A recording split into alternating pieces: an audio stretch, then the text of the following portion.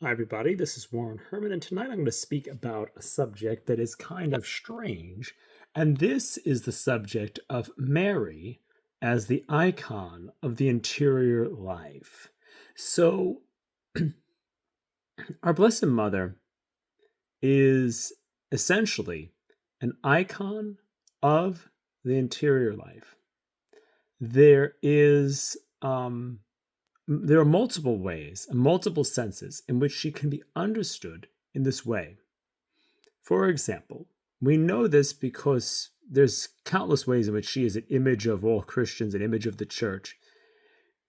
It is in her titles, but I want to really draw attention to an image of Mary that is very familiar to us. When we see images of her in a statue where she's usually standing like with her hands extended or something like that, and she's standing on a globe and she's standing on a serpent. And she's standing on the head of the serpent. Now, this is a reference to the prophecy, which is essentially the idea that, she will she's going to crush the head of the serpent, which is an original prophecy of the coming of the Messiah. So that's what that image is from. But it really gives us this very powerful way of understanding the kind of transformation of our interior self that is affected in our life as members of the church, which in essentially we are then icons of Mary in a way.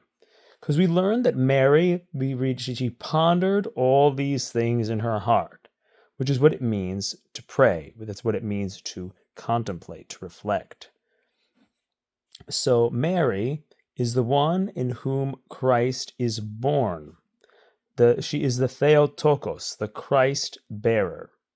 In the Eastern churches, they will call people the God-bearing fathers, meaning they kind of had within themselves the life of God, and in a way that is to be another Mary, to ponder all these things in our hearts, to receive the sacraments, to have Christ within us, his life of divine charity within us. That is the purpose of all these things. So that's what's going on here. So here's the thing. With all these things going on, we want to understand our interior life. And our interior life is this. It is the life of when we see this image of her stepping on the serpent, that's stepping on our old nature in a way. That could be an image of that. Stepping on the fact that we belonged to sin and the devil, destroying that nature which was our head, that was all there was to us, was that we were in sin. But then we have this new nature, which is that which bears Christ, that which bears Christ within it. That is, when we see her extended hands, this charity of love for a neighbor, and also having Christ within her, being full of grace, love for God. So love for God, love for neighbor, pondering all these things in our hearts, and not being in the old way of doing things, not squishing the head of the serpent. That is on many levels, that is our interior life, our interior experience, the interior reality of the mystical interior life of what it means to be a Christian. So, I want to add something to this, though. St. Teresa of Avila described our interior life like an interior castle. And this is very much, I think, in keeping with what I have described, with this image of Mary. This image of Mary, the deeper we go into that life that I'm describing, of which she is an icon, the deeper we go into that, that's like going into the interior castle of St. Teresa of Avila.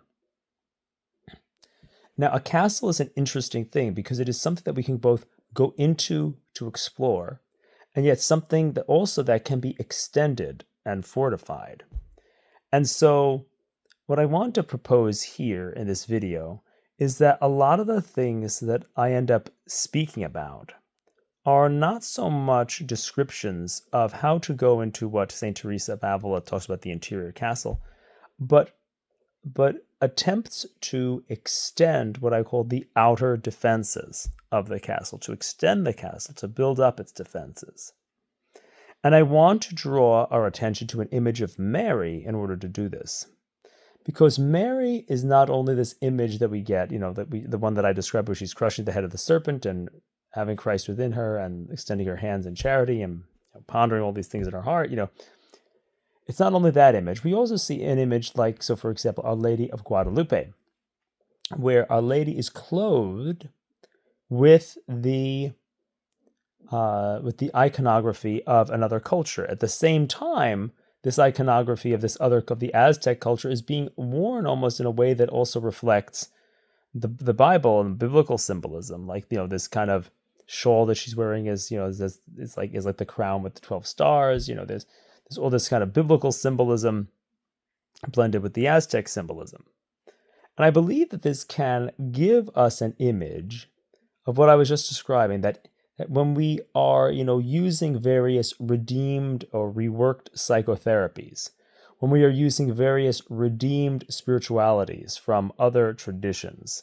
when we've reworked these things so that they, which are essentially bound to faculties that are lower than the spiritual faculties. Like, so for example, if I get really good at being rational in a way that's in harmony with my faith, I now have a greater amount of, I'm more highly trained as a person, and I'm more psychologically functional and defended. But this is like doing something that's in harmony with the interior life, that interior castle, but it's more like a different way of coping with life that's kind of an exterior defense rather than an interior thing, although it has interior implications. It's kind of hard to separate the interior from the exterior here, but I'm trying to emphasize that what I'm usually talking about is something different than the normal mystical life.